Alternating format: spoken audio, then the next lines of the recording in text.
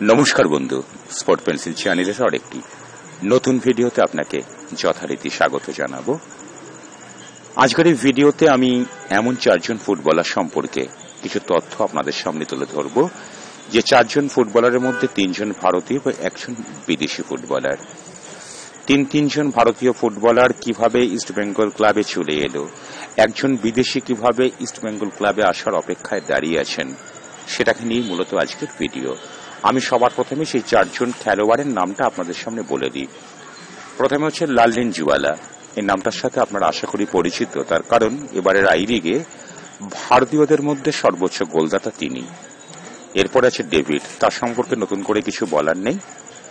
এরপরে যিনি আছেন তিনি হচ্ছেন একজন গোলরক্ষক, দেবজিৎ মজুমদার। আরেকজন বিদেশি ফুটবলারকে নিয়েও কথা বলবো, একজন নয় বন্ধু, দুটো বিদেশি ফুটবলারকে নিয়ে কথা বলবো। একজন হচ্ছেন রাফসান রবিনহো, যিনি বসুন্ধরা কিংসের পরিত্রাতা। আরেকজন জ্যাডান এলসি, যিনি ইস্টবেঙ্গল ক্লাবে ইতিমধ্যেই গোটা 4 ম্যাচ খেলে ফেলেছেন। আমি শুরু করব বন্ধু জুলাই মাসের কোন একটা বর্ষণমুখর দিনে, যেদিন একটা গোলকিপারকে দেখেছিলাম এরিয়ানের বিরুদ্ধে কলকাতা ফুটবল লিগের ম্যাচে করছিলেন ব্রিটিশ জেমস মর্গান। 4-4খানা গোল খেয়ে ইস্টবেঙ্গল 4-1 গোলে পরাস্ত হল এরিয়ানের কাছে। গোলরক্ষকের নাম দুর্ভাগা যে গোলকিপার, তার নাম দেবজিৎ মজুমদার। নিচে মাঠে থেকে সেদিন দেখেছিলাম যে ইস্টবেঙ্গল জনতা, ইনক্লুডিং মি, খুব স্বাভাবিকভাবেই হতাশায় তার দিকে থুতু ফেলতে খুব দ্বিধাবোধ করেনি। এরপরেই তার নাটকীয় প্রত্যাবর্তন কোন একটা দলের জার্সি গায়ে। সময় অনেকটা কেটে গেছে, 2012 থেকে 12টা বছর পেরিয়ে আজকে আমরা 2024 এসে গিয়েছি, এবং মাঝে এই গোলরক্ষকটি 1 বছর ইস্টবেঙ্গলেও ছিলেন। 1 বছর ইস্টবেঙ্গল কাটিয়ে তিনি চলে গিয়েছিলেন চেন্নাইতে। বয়স তো অনেক কিছু কেড়ে নেয় বন্ধু, একজন গোলরক্ষকের ক্ষেত্রেও কথাটা প্রযোজ্য। কিন্তু এই মরশুমেও চেন্নাই এফসির হয়ে তিনি যে ফুটবলটা খেলেছেন, প্রস্পকান সিং গিল, যিনি এই মুহূর্তে ইস্টবেঙ্গল ক্লাবের নির্ভরযোগ্য নিয়মিত গোলরক্ষক, তিনিও বোধহয় চিন্তা করবেন। হ্যাঁ বন্ধু, আমি দেবজিৎ মজুমদার সম্পর্কে কথা বলছি। অনেকে বলছেন এই বয়সে দেবজিৎ কেন এই ঝুঁকিটা নিল, ইস্টবেঙ্গল ক্লাবে এসে তাকে তো রিজার্ভ বেঞ্চে বসতে হবে, তার ফুটবল কেরিয়ার শেষ হয়ে গেল। একটা কথা বলি বন্ধু, যোগ্য লোকের কোনোদিন জায়গার অভাব হয় না। এই দেবজিৎ মজুমদারকে ইস্টবেঙ্গল ক্লাব নেওয়ার যে সিদ্ধান্তটাকে আমি 100% সমর্থন করি। একটা লম্বা মরশুম, গোলরক্ষকের কাজটা হচ্ছে স্পেসলেস জব। সেখানে চোটাঘাত থাকতে পারে, কার সমস্যা থাকতে পারে, হঠাৎ করে ফর্ম হারিয়ে ফেলার ব্যাপার থাকে, এবং এই লম্বা মরশুমে ইস্টবেঙ্গল ক্লাব খেলতে হবে অনেকগুলো ম্যাচ। সেখানে দেবজিৎ মজুমদারের মতো একজন নির্ভরযোগ্য প্রহরী যদি প্রস্পকান সিং গিলের সঙ্গে তাহলে বলতে হবে ইস্টবেঙ্গলের লাস্ট ডিফেন্স রীতিমতো শক্তিশালী। দ্বিতীয় যে ফুটবলারটা সম্পর্কে বলবো তিনি লাললিনজুয়ালা। আমরা একটা কথা ভীষণভাবে জানি যে সোয়াইপ ডিল, অর্থাৎ তুমি একে নাও আমি একে নিই, এরকমই একটা সোয়াইপ ডিল হয়েছে সাদা কালো শিবিরের সাথে লাল হলুদের, যদিও এটা অলিখিত এবং অঘোষিত। ডেভিডের দিকে হাত বাড়িয়েছিল ইস্টবেঙ্গল, একই সঙ্গে হাত বাড়িয়েছিল এই নতুন প্রতিভা লাললিনজুয়ালার দিকেও। শেষ পর্যন্ত লাললিনজুয়ালা সই করছেন সাদা কালো শিবিরে, অর্থাৎ মাউন্ট স্পোর্টিং এ, এবং ডেভিড ইস্টবেঙ্গল ক্লাবের সাথে ইতিমধ্যে চুক্তিবদ্ধ হয়ে গেছেন। তার আনুষ্ঠানিক ঘোষণা এখনো পর্যন্ত আসেনি। এবার প্রতিশ্রুতি মতো বন্ধু দুজন বিদেশিকে নিয়ে কথা বলবো। সবার আগে আমি জ্যাডান এলসিকে নিয়ে একটা কথা বলে ফেলি।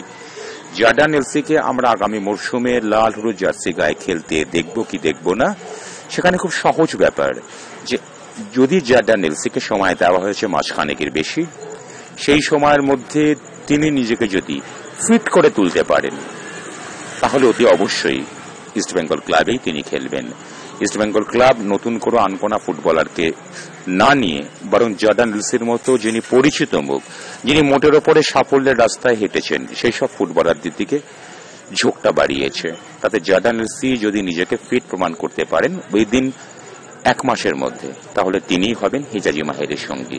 না করতে পারলে ইস্টবেঙ্গল ক্লাবকে বিকল্প ভাবতে হবে। শেষ করব ভিডিওটা যে ফুটবলারটিকে দিয়ে, তিনি হচ্ছেন রাফসান রবিনহো। তিনি আসবেন কি আসবেন এটাকে নিয়ে ইস্টবেঙ্গল সমর্থকদের মধ্যে নানা রকম আলাপ আলোচনা দ্বিমত চলছে। অনেকে বলছেন যে বসুন্ধরার সঙ্গে তার নাকি 2 বছরের চুক্তি হয়ে গিয়েছে। দেখুন বন্ধু, একটা কথা বলি, চুক্তি হয়েছে কি হয়নি এই কথাগুলো এই মুহূর্তে বলাটা অবান্তর। কেন অবান্তর? আনুষ্ঠানিক কোনো ঘোষণা এখনো হয়নি এবং আনুষ্ঠানিক ঘোষণা হওয়ার মতো কোনো পরিস্থিতি এখনো অবধি তৈরি হয়নি। ইস্টবেঙ্গল কিন্তু রাফসান রবিনের সম্ভাবনার জায়গাটাকে এখন অবধি শেষ করেনি। তারা কথাবার্তা চালিয়ে যাচ্ছে। শেষ পর্যন্ত যদি একটা চুক্তি হতে যেসব ক্লজগুলো লাগে, যদি সেগুলোকে পরিপূর্ণ হয়, তাহলে রাফসান রবিনের ইস্টবেঙ্গল ক্লাবে আসার সম্ভাবনা এখনো আছে। তিনি আসবেনই আজকের দিনে দাঁড়িয়ে বন্ধু, এ কথা আমি বলতে পারছি না। আমাদেরকে অপেক্ষা করতে হবে। আমাদেরকে এই চুক্তিটা, এই ডিল ডানটা হওয়ার জন্য বেশ খানিকটা সময় দিতে হবে। এই সময়টা অপেক্ষা করলেই আমরা কিন্তু এই বিষয়টা সুস্পষ্ট ধারণা তৈরি করতে পারবো। এর বাইরে বেরিয়ে বন্ধু, মোহামেডান স্পোর্টিং এর সম্পর্কে একটা কথা বলি, যার সাথে রিলেশন আছে ইস্টবেঙ্গল ক্লাবের।